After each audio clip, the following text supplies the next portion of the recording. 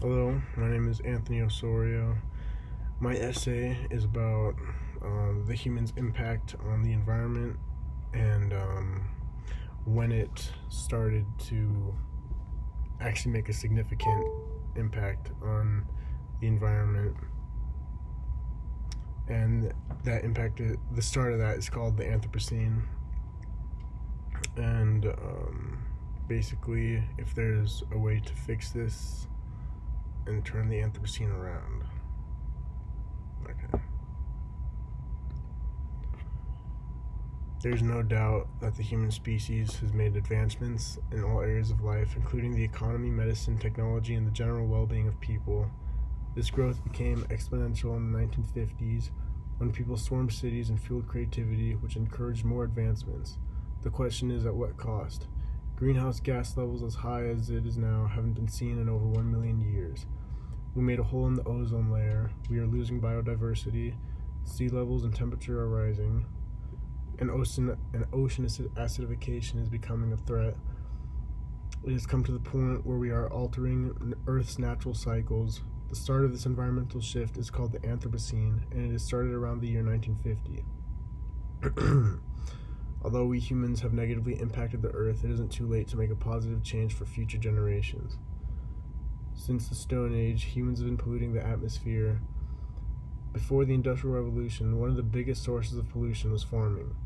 Farmers weren't environmentally efficient at what they did, since early farmers didn't refertilize the same area of land every year. Instead, they would cut down trees to make space for new soil. They weren't only wasting topsoil, but the method they used to clear forests was a slash and burn method, meaning they would chop down trees and burn the rest of the leftover vegetation. Quote, humans were having a big ecological impact early in the Holocene and before, with some record in the atmosphere, says climate expert Richard Alley. This serves as proof that through human advancement, climate change is bound to happen. This period before the 1950s, the start of the Anthropocene, is called the Holocene.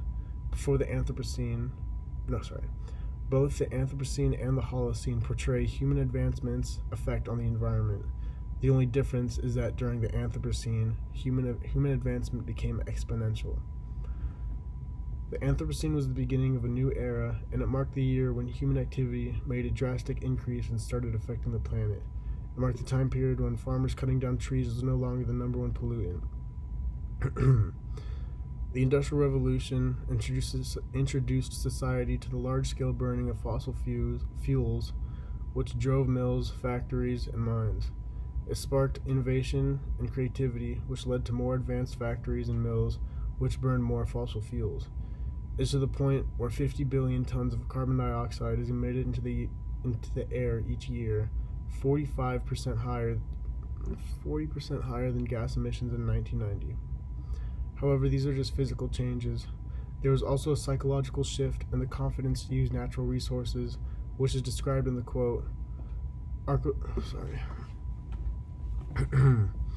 agricultural improvements made possible the provisions of food for a larger, non-agricultural population. Economic changes resulted in a wider distribution of wealth.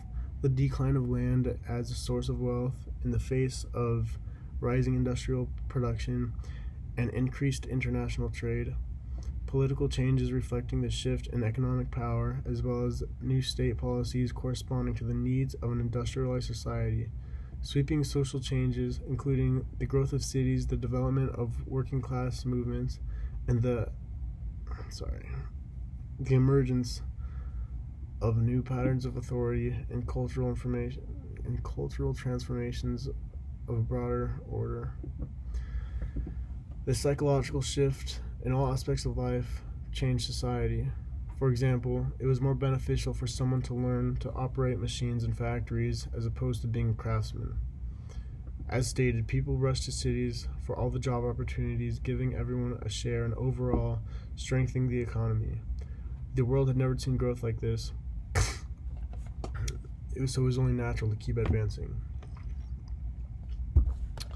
72 years later, we have significantly changed our planet through ocean acidification, natural resource extraction on a large scale, the extinction of species, destruction of habitats, and most evidently climate change.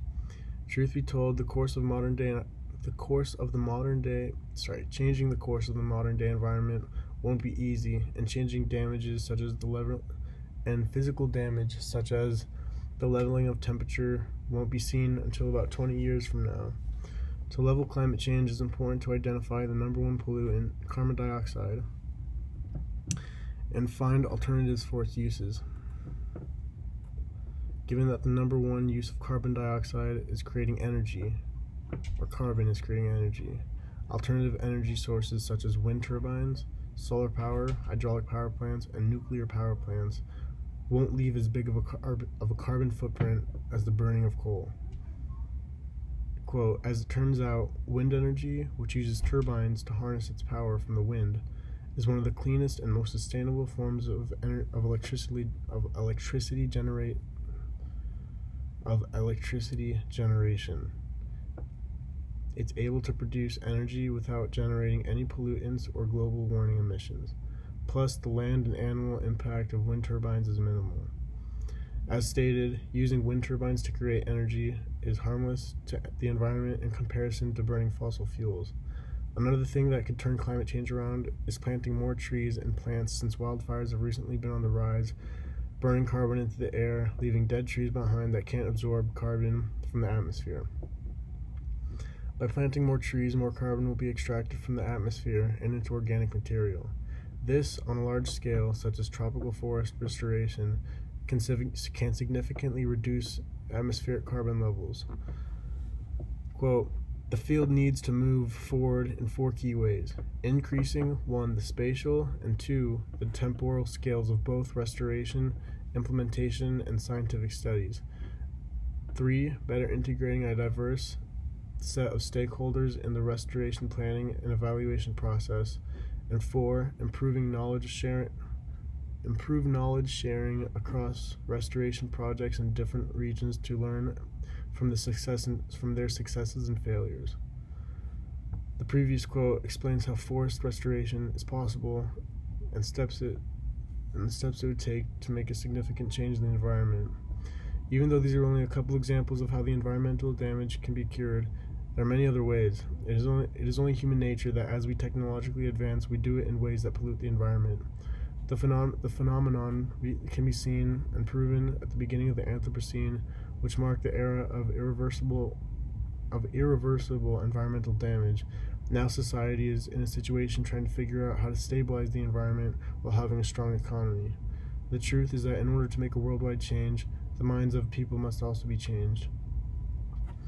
Given there was a psychological revolution along with the Industrial Revolution, which brought mankind into the Anthropocene, another psychological revolution must occur to bring us out of the Anthropocene. Some companies, businesses, and corporations are partaking in healthy environmental actions, which influence others to want to change the environment as well. Thank you.